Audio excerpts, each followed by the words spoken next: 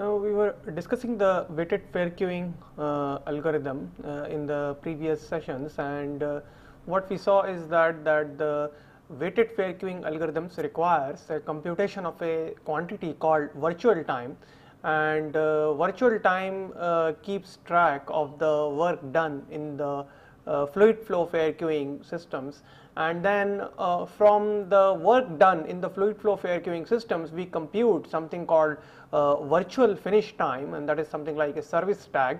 Each packet is then stamped with this service tags, and in the weighted fair queuing or the packetized versions of the fluid flow fair queuing, the packets are then served in the increasing order of these service tags, or what is called as the virtual finish times.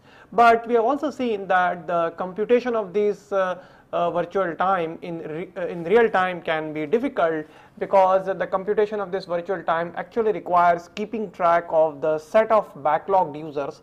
This quantity virtual time is inversely proportional to the number of users that are backlogged, and whenever this set changes, that whenever the set of backlogged user changes, there is a breakpoint in the in the virtual time curve. Okay, so typically the virtual time is monotonically increasing with a slope which is inversely proportional to the number of backlogged users, and whenever this set changes, this slope changes. If the number of backlogged users becomes more, then the slope decreases. Otherwise, if the number of backlogged users becomes less, the slope increases. Now the difficulty is that in generalized processor sharing or the fluid flow fair queuing, the number of users, there may be many number of users who may finish their service simultaneously, or there may be many queues which may become backlogged simultaneously.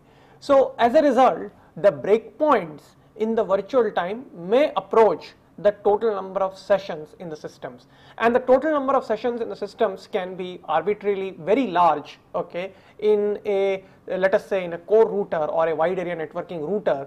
Okay, now if this number of sessions are very large, then the computational complexity will become of the order of the total number of sessions. Okay, so therefore the real time computation of the virtual time may become difficult. Now today we will see what are the other methods of having a packetized versions of the fair queuing algorithms, which are simple to implement, okay, which has less implementation complexity. But before we go towards that, as we had seen last time, that we wanted to ask this question, that how fair is the packetized versions of the fluid flow fair queuing algorithm in the sense of max-min fairness. And we had seen that the fluid flow versions of the fair queuing algorithm is max-min fair, okay, and there were several packetized versions which we have conceived of or thought of, like one is weighted round robin or the deficit round robin, and we found that these techniques were unfair over shorter time scales, and that is the reason we suggested the weighted fair queuing algorithms. And we wanted to know that how fair is the weighted fair queuing algorithms, and then we have this result where we said let dk is the time at which the kth packet departs from the fluid flow fair queuing, and dk hat is the time at which this packet departs from the weighted fair queuing. Then the difference between their departure times in the two scheduling systems is bounded by Lmax by R, where Lmax happens to be the maximum size of the packet and R happens to be the output link rate. So what we are saying is that the difference between the departure times of the packets in the two systems, one is the fluid flow versions, okay, which is just a abstract or a hypothetical systems, and the other which is the packetized systems. The difference between their departure times will always be bounded by the maximum size of the packet divided by the output link capacity.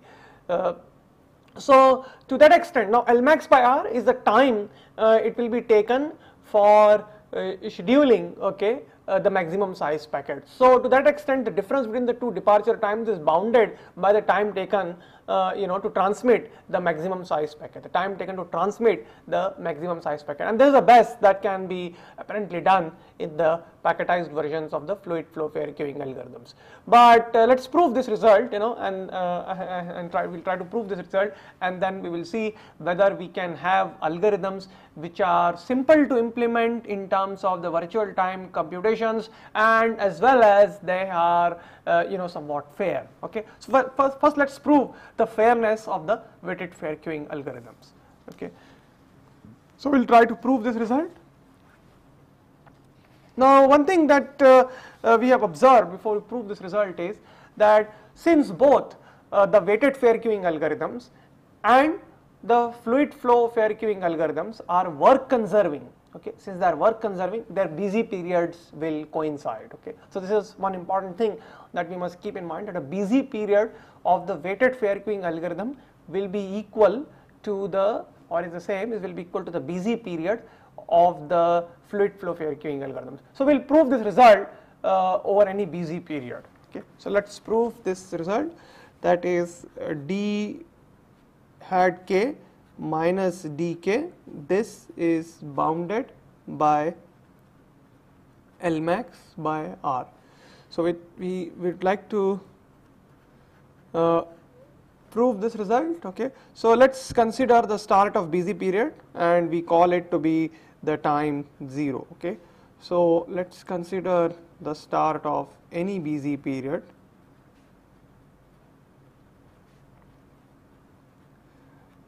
Okay, let us say we are considering the start of any busy period in the weighted fair queuing algorithm, which is also the same in the GPS or the fluid flow fair queuing, and let us say in the weighted fair queuing algorithm P1, P2, okay, these are all packets which depart in this order. Okay, so Pk is the kth packet to depart. Okay, so this is like we are saying that kth packet to depart under PGPS.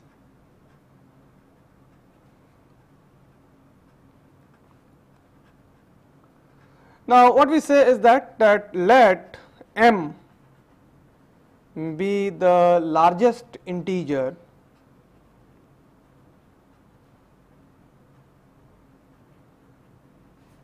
okay, such that m lies between 0 to k minus 1 and dm is greater than dk, and also that dm is greater than dk is greater than or equal to di for all right. So what we are trying to say is that m, let us say m is the largest integer, so it happens for the first time at m, such that all these packets afterwards, okay, pm plus 1, pk, etc., okay, they will depart in the fluid flow fair queuing algorithms, okay, before after before pm. Okay, so now what's happening is that what we are saying is that the dm, okay, is the departure time in the GPS. Okay, dm is the time at which the packet departs in the fluid flow fair queuing. What we are saying is that m is the largest integer. Okay, now look at this way, that P1, P2, Pk, in this order the packets are departing in the weighted fair queuing. All right. Now m is the largest integer where dm is greater than dk. That means the packet pm, okay, that departs in weighted in fluid flow fair queuing after pk. Okay, it departs after pk. In PGPS it departs before pk. So in weighted fair queuing it is departing before pk, but in fluid flow fair queuing it is departing after pk. Okay, now this happens for the first time in m. Before that before that what we are considering is that all the packets, okay, they depart, okay, in this order, either earlier in GPS or at least at the same time. So this is the first time it is happening at the mth instant, where the departure time dm of the mth packet happens to be greater than the departure time of the kth packet. Okay, so what we are trying to say is that the packet PM is transmitted before PM plus 1 so on up to Pk under WFQ, but after all these packets PM plus 1 Pk under GPS or fluid flow fair queuing.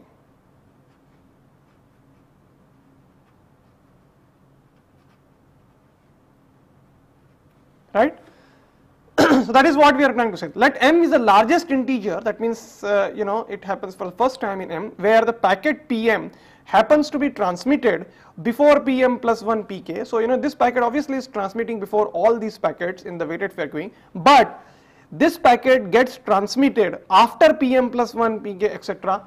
in the fluid flow versions of the fair queuing algorithms. Alright. If if no such m exists, then obviously m is equal to 0. So we will prove this results for m greater than 0.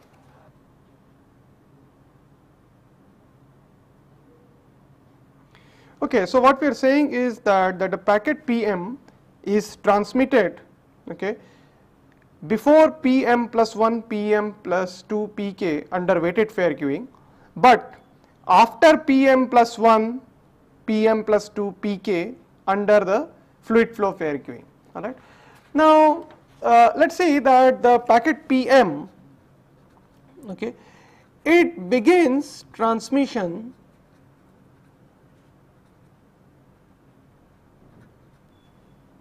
at d hat m minus Lm by r in weighted fair queuing, right. Now d hat m is the time at which the mth packet, that is the PM packet, departs in the weighted fair queuing. Lm is the length of the packet and Lm by r is the transmission time. So therefore the PM packet will begin transmission at this time. Okay.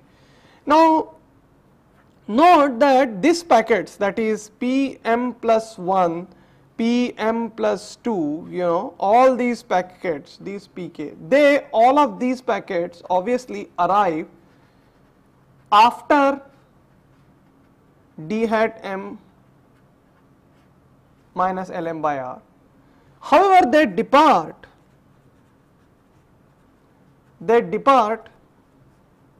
before, this is Pk minus, before Pk under the generalized processor sharing or the fluid flow fair queuing.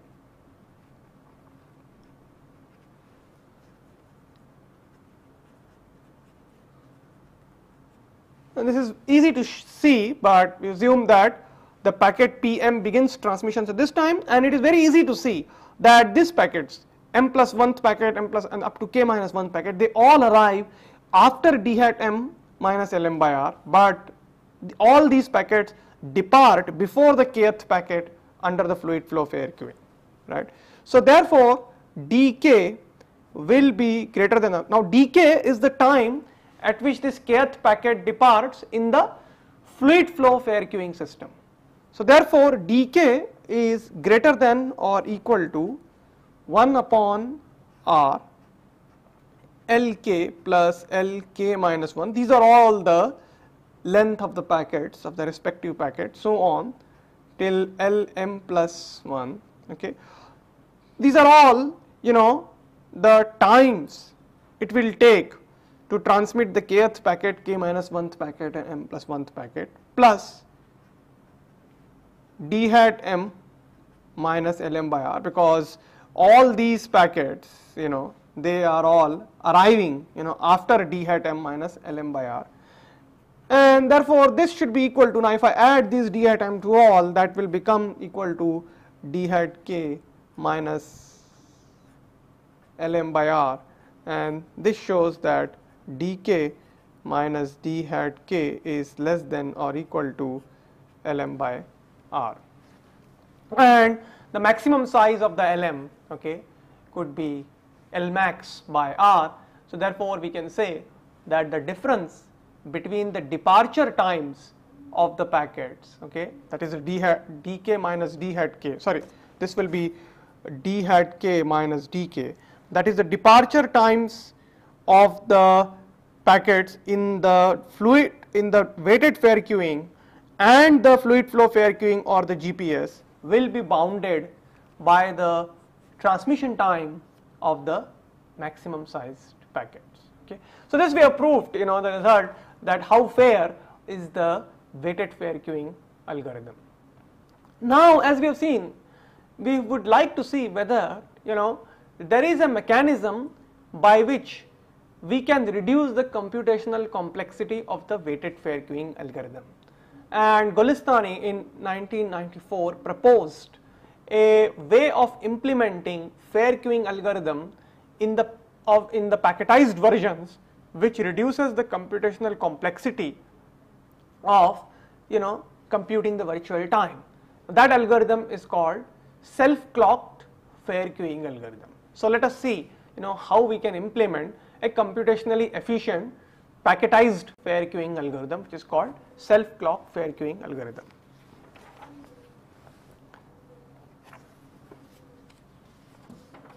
Now before we go to the self-clocked fair queuing algorithm, which is actually trying to see whether we have an approximation to computing the virtual time, okay, or a computationally efficient way of computing the virtual time.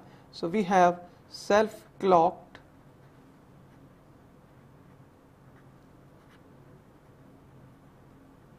fair queuing, which is also called as abbreviated as SCFQ.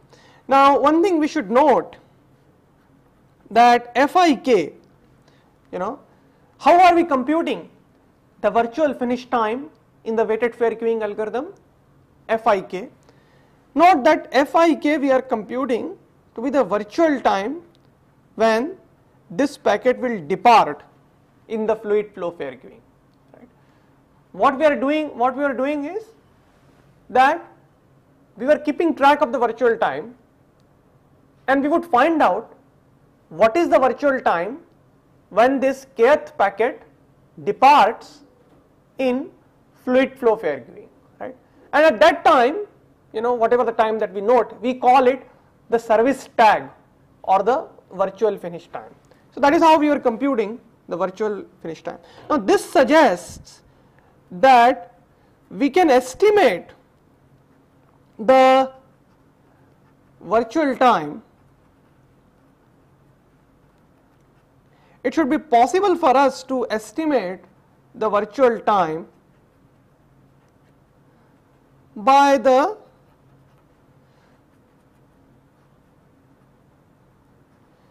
finish tag of the packet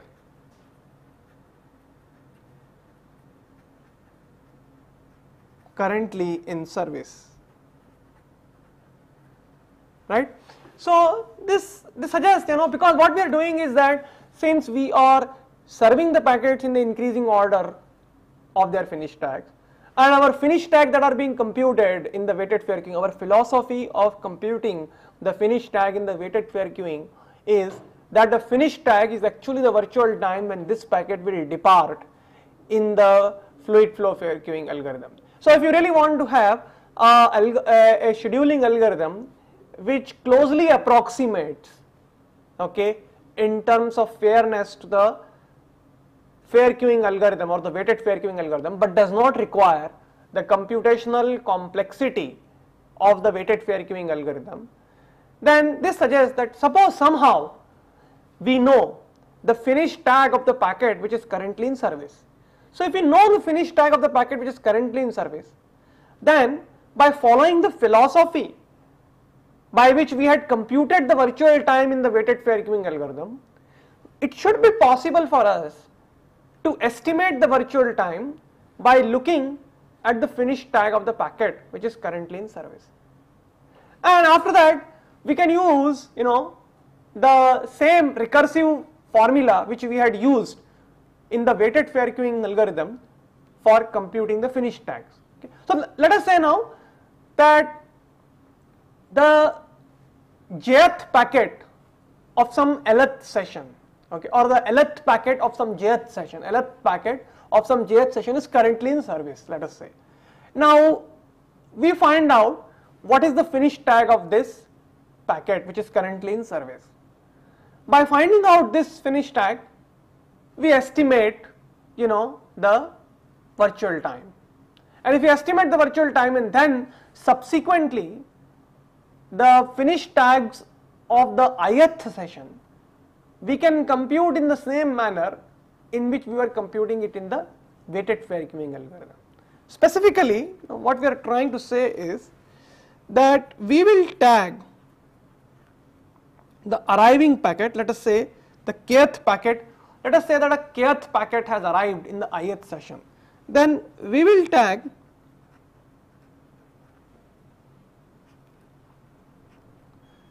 the arriving packet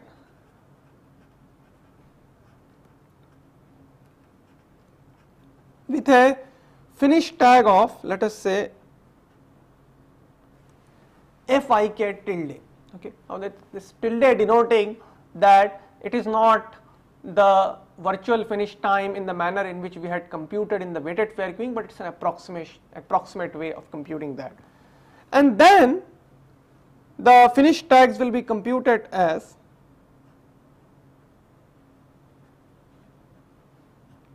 lik upon rho I plus max of fik minus 1 tilde, that is the finish tag of the k minus 1th packet, and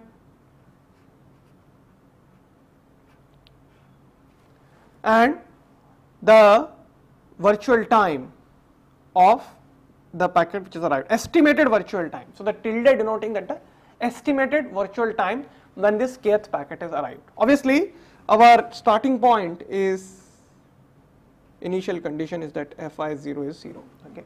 So we initialize this virtual time when the server becomes idle, and similarly this finish tag of the queue, that is of the 0th packet, will start with the 0. The question now is how we estimate this virtual time when the packet arrives. Now we say that we set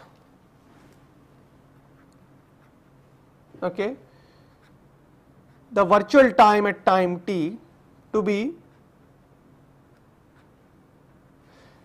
the finish tag of the lth packet of the jth service which is currently in service. So that means if the time t lies between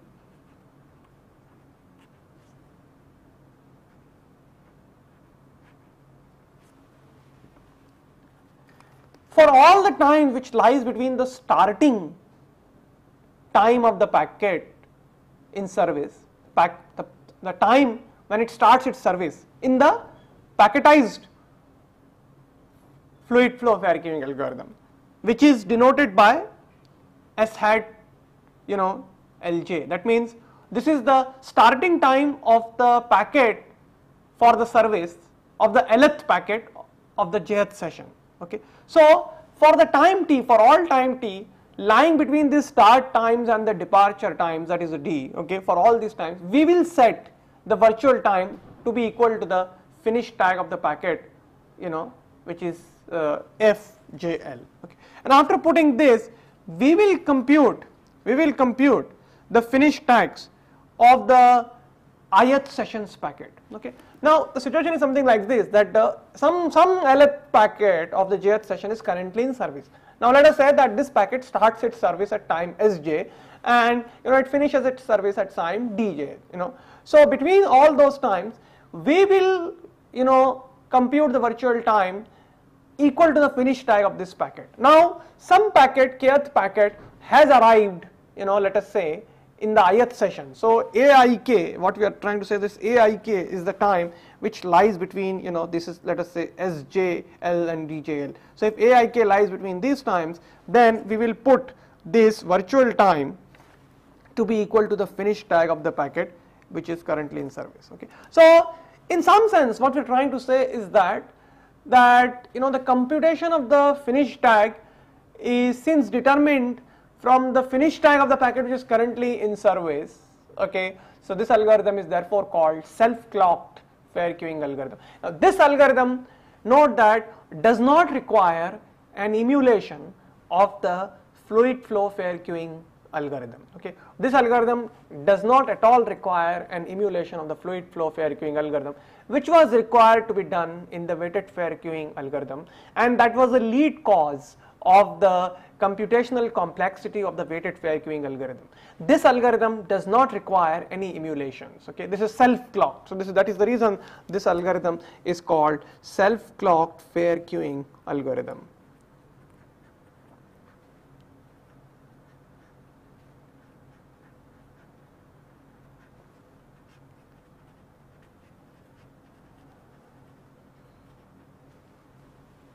Okay. Obviously the question is same, that is a self-clocked fair queuing algorithm fair? Okay. So for this, Gulistan introduced the notion of what is called as relative fairness. So we will study the notion of relative fairness later, but just try to understand, the fairness notions, okay, somewhat differently. Now note, while computing the finish tag in the self-clocked fair queuing algorithm, we had put these finish tags to be recursively computed by Lik upon rho I. Now note that Lik is of course the length of the packet and rho I is the rate which has been allocated to it. So therefore this is the transmission time plus we are adding these, So the question obviously that arises is that why we add this quantity like this, why don't we do something like this, that Fik, that is the finish tag, we compute as Lik upon rho I plus Fik minus 1. That is, if we know the finish tag of the k minus 1th packet, which is a packet ahead of us, then if we know the finish tag of that, then we keep on simply adding the length of the packet divided by rho I, that is the transmission time, and then compute the finish tags. So what is the difficulty, okay, or what is the problem in having like this? The difficulty is that suppose right now a packet is in service and let us say that its finish tag is F. Now let us say that there was one session, when this packet whose finish tag is F was taken for service. Okay, obviously among all the packets which are available, this must have been the smallest tag, and that is why this packet has been taken for service. Now let us say that there was a session which was empty. Now suddenly it sends a burst of packet which are back to back. Okay. Now if you follow this method, then obviously in this case, as you know, that Fi0 was 0. So the finish tags of all these packets will start from 0. Okay. So Fi0 will be 0 and Fi1 then will be Li1 upon rho I. So that way it will increase. Now as a result, till the finish tag becomes equal to F, all these finish tags will be lower than F. So therefore these packets will be served as after F, all these packets will be taken up for service. And the other sessions which are anyway backlogged and which has the right to transmit the packets, so called, they will be now starved. Their packets will not be transmitted. What is happening? Why it is happening? This is happening because this particular session which was unbacklogged, which was absent, suddenly when it transmitted some amount of back-to-back packets, then this session which was absent tries to accumulate the credits or tries to get the service which it has missed, and that should not happen. Okay.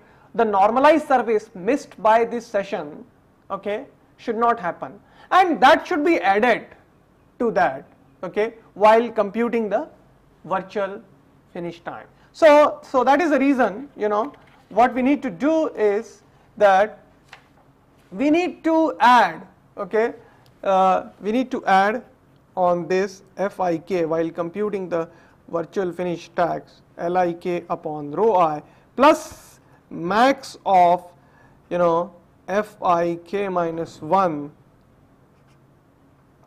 V hat Aik. Now this is actually denoting, okay, that the normalized service which is missed by the session, you know, this V hat Ik, the normalized service missed by the session should be added while computing the virtual finish times. Otherwise, the sessions which are unbacklogged or the sessions which are absent get an undue advantage by accumulating the credits for the service which they have missed, and then, you know, try to transmit now, okay, or try to transmit more packets, and therefore become, you know, causing unfairness to the other sessions, okay. So this is really, you know, the concept that a session will never get, you know, such service, the service, you know, the normalized service which it has missed while it was unbacklogged.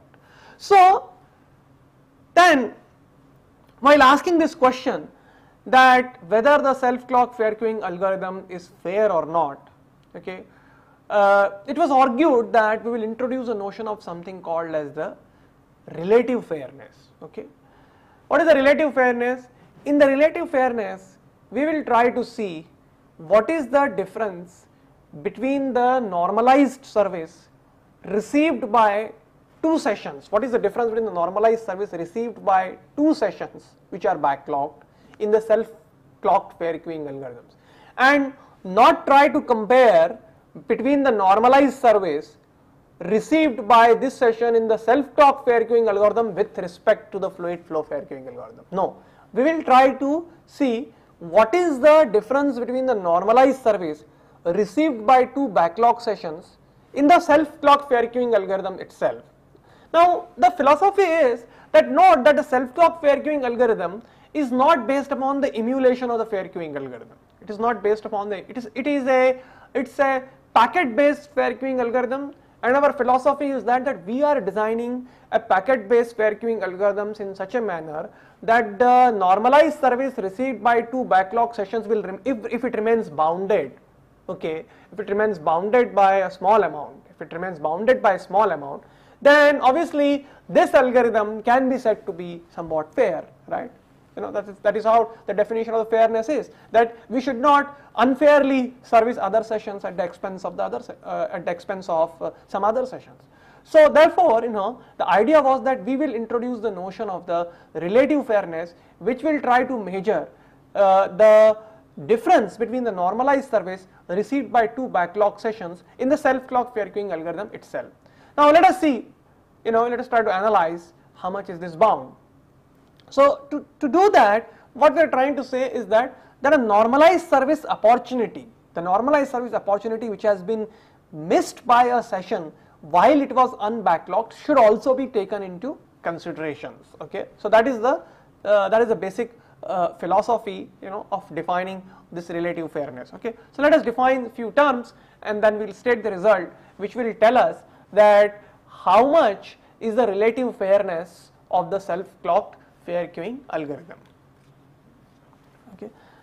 So actually it's not, therefore what we are saying is that it's not fair, okay, just to compare the normalized service received by two backlog sessions, but we should also see how much is the service opportunity which has been missed by the sessions while it was unbacklogged. So we'll define, okay. So to do this fairness analysis,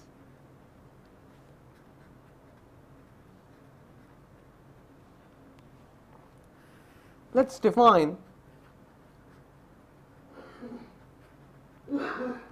the missed normalized service, the service opportunity which has been missed by the session.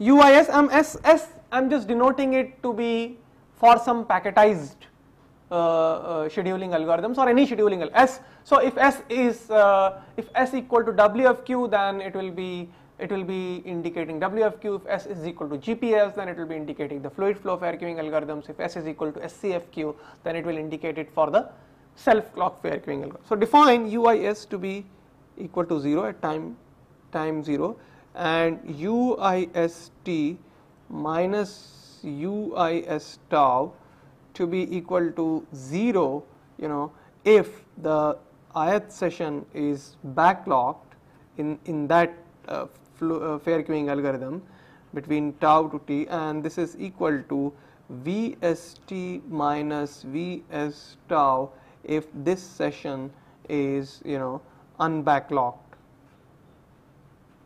So what it is trying to say is that the normalized service missed by the session during tau to t, that is equal to 0 if this session was backlogged. Obviously, if the session was backlogged, the session was receiving some service. However, this is equal to the difference between the system's virtual time, okay, if the session was not backlogged. Okay, what it is trying to say that the system's virtual time is keeping track of the work done by the system. Okay, so if this session was not backlogged during an interval of tau to t, then in that case the normalized service opportunity missed by it will be equal to the increase in the virtual time, the system virtual time that has occurred. Okay. The second thing is that we now define the So obviously the the interval tau to t is any sub interval of the busy period where the session I is either absent or it is backlogged. Okay. Now the virtual time, so we define this quantity which is called virtual time of session I. Okay.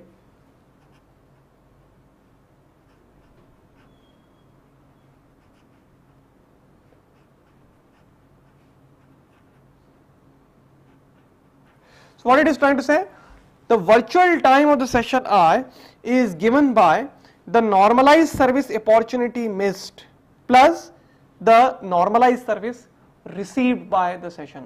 Okay, so it is the sum of these. Okay, virtual time of the session I. Obviously, if the session is backlogged at time t, then this quantity will be 0, and it will denote how much is the service that the user has received. Okay, otherwise it will be equal to the normalized service opportunity missed by the session I. Now, one thing that should be noted is that in so sessions virtual time, if you see what we are trying to say is that this VIS 0 is 0 at time t equal to 0, and VIST minus VIS tau, that is the difference between the sessions virtual time, will be equal to the normalized service received during the interval tau to t if the session was backlogged, right, and it will be equal to the system virtual time if this session was not backlogged. All right. So sessions virtual time, the sessions virtual time will be equal to the normalized service received if the session is backlogged. Otherwise, it will be equal to the system's virtual time if it is not backlogged. We define now the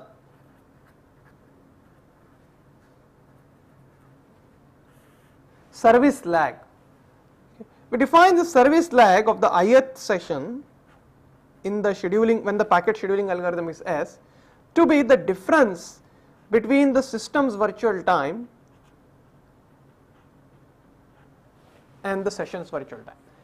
It actually indicates how far behind the session I is with respect to the system's virtual time, that is the progress of the actual work done in the system. So that will indicate how much session I is lagging behind the service. Okay. Now let's look at the specific example of the GPS or the fluid flow fair queuing algorithm.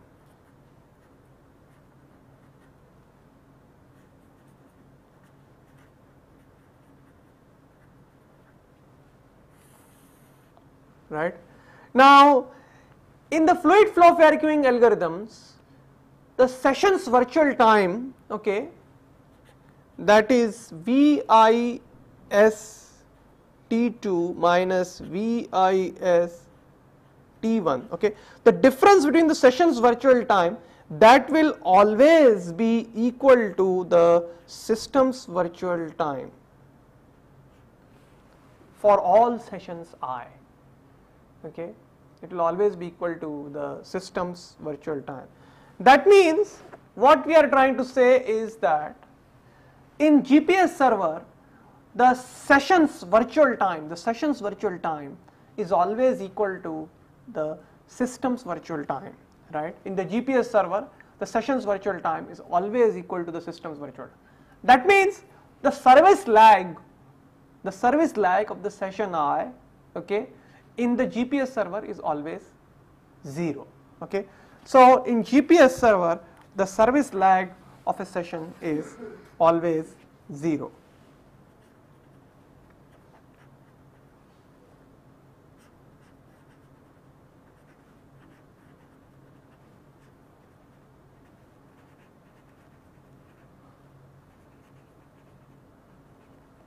The service lag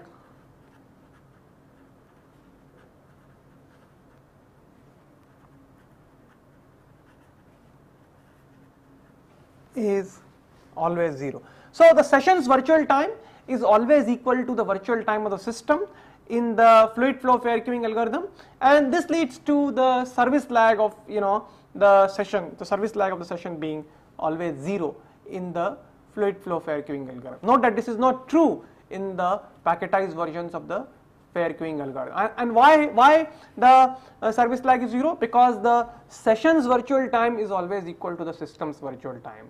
Okay, because system's virtual time is increasing in proportion to the normalized service received by the backlogged users, right? And the session's virtual time is also increasing proportional to the normalized service it receives if it is backlogged, right? So therefore, and the normalized service received by all backlog sessions are equal. So therefore, the session's virtual time becomes equal to the system's virtual time. Now this is not true in the case of other packet based fair queuing algorithms like in the SCFQ. Now it can be then proved, okay, so the important result that can be proved is, and although we will not try to prove, but let me just state a lemma, that in self clocked fair queuing algorithm, okay, it can be shown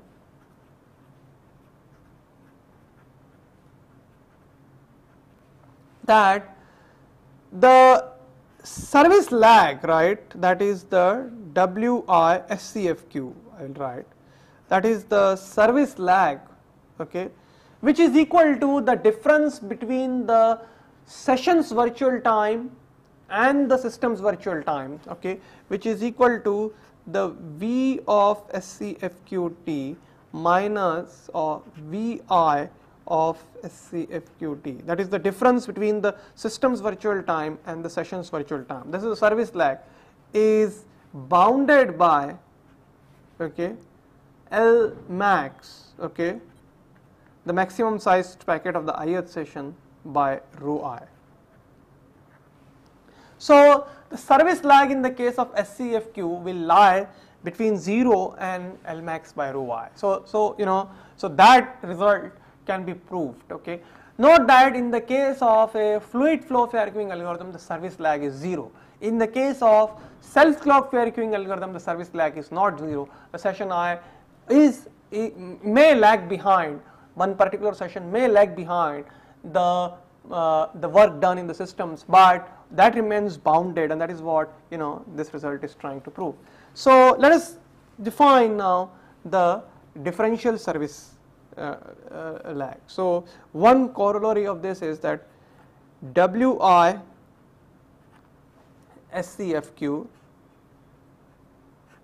which is defined. So with this we call it the differential service lag.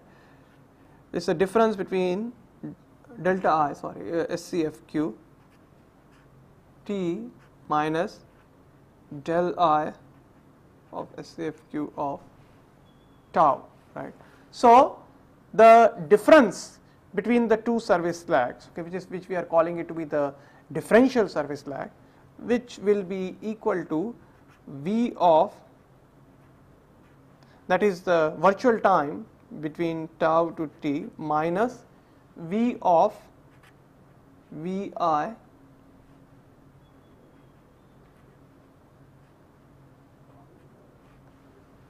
between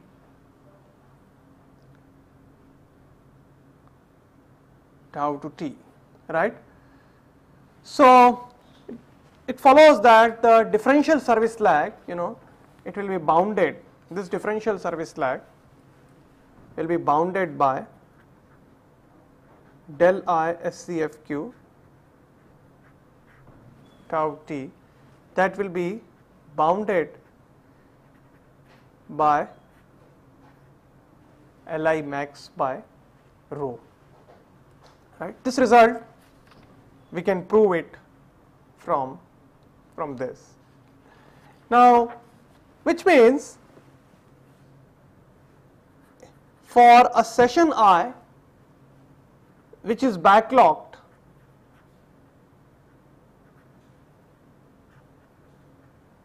between tau to t, if you look at this result, then note that the session's virtual time, if the session is backlogged, that is equal to the normalized service received by it. So therefore this indicates that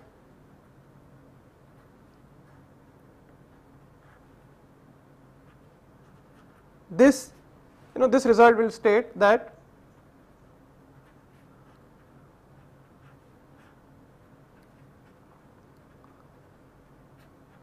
right, because this is the differential service lag. The differential service lag is the difference between the system's virtual time t tau minus the session's virtual time tau t, right. Now the session's virtual time, that is equal to the normalized service received, okay, so that is what we have replaced it.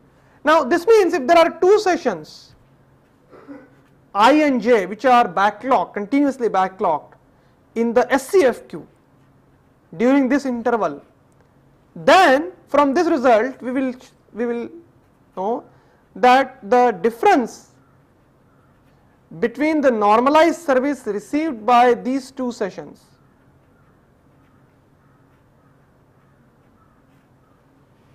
right is bounded by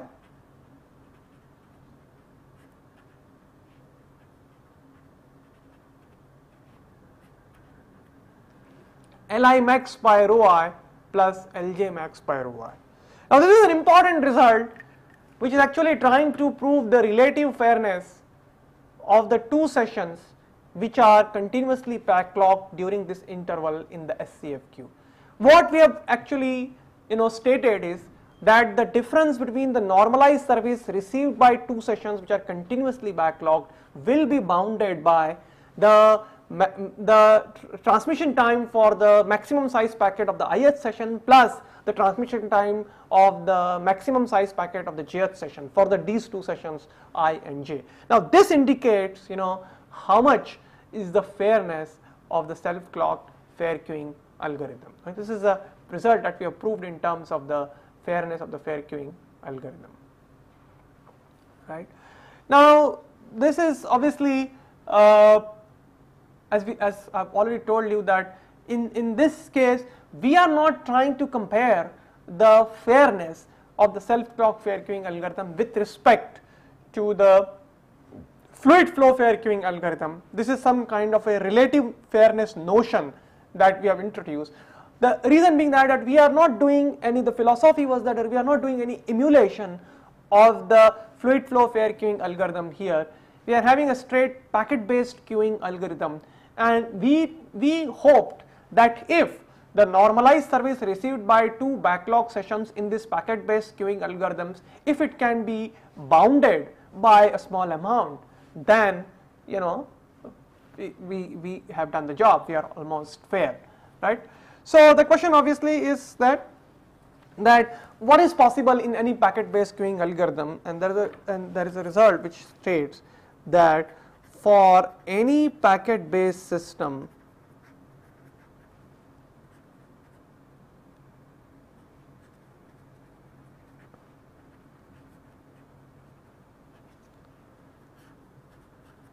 the normalized service, the difference between the normalized service received by the ith I and the session j will be less than or equal to some quantity Fij, which is not a function. Note that this is not a function of the interval tau to t, the times tau to t, just a function of the sessions I and j, and where this Fij will be greater than or equal to half of Li max upon rho I plus Lj max upon rho j.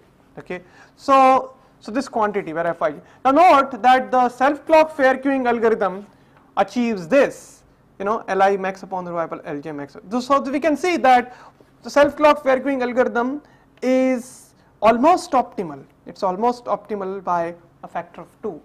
So we can say that as far as the packet based queuing algorithms are concerned, the design of a packet based queuing algorithm with the concept of this relative fairness, we are trying to bound the difference between the normalized service received by two backlog sessions.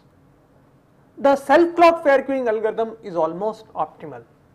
So that's an important result that we have proved, and interestingly it turns out that the self clock fair queuing algorithm does not require, okay, any emulation of the fluid flow fair queuing algorithm, and therefore it is computationally very efficient. All you need to do is that to keep knowing the progress of the work done in the system, you just need to know the finish tag of the packet which is currently in service. Okay, so this way, you know, we have designed a fair queuing algorithm which is quite optimal with respect to the relative fairness notion.